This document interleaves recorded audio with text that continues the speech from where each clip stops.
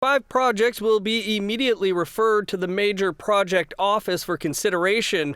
Top of that list is the expansion of the LNG Canada Phase 2 in Kitimat, British Columbia, which includes involvement from the Haida First Nation.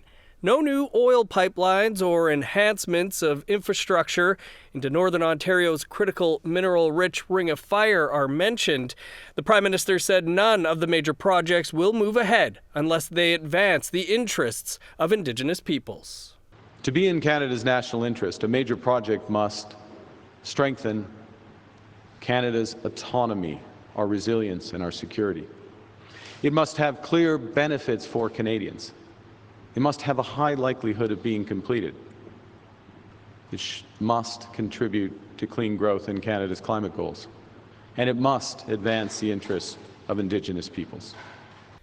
In addition to the 5 projects being announced on Thursday for referral to the Major Project Office, the feds identified strategic areas of focus they say will be transformative for Canada. Among them is the Port of Churchill. Manitoba Premier Rob Canoe called it a great day for Churchill, Manitoba, and Canada. One of the things that I really appreciated seeing the federal government talk about today, the Prime Minister mentioning in particular, but also their news release, is the idea of icebreakers being in Hudson Bay to help us have year-round shipping seasons here. Now, there's a lot of work that's going to have to happen. We got to think about wildlife, environment. Our Indigenous partner governments are going to have a lot of input in this process. Part of the Major Projects Office includes an Indigenous Advisory Council that was announced Wednesday evening. 11 representatives from across the country will sit on the council. British Columbia, Alberta, Ontario, Manitoba, and Nova Scotia have 1 seat each on the council. Both Saskatchewan and Quebec have 2, and the remaining 2 advisors are from the north.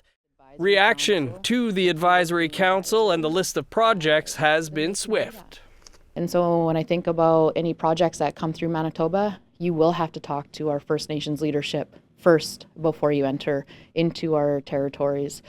Without that permission, you won't be coming into the region. Canoe feels it was a missed opportunity not to include a First Nations representative from Manitoba on the Advisory Council.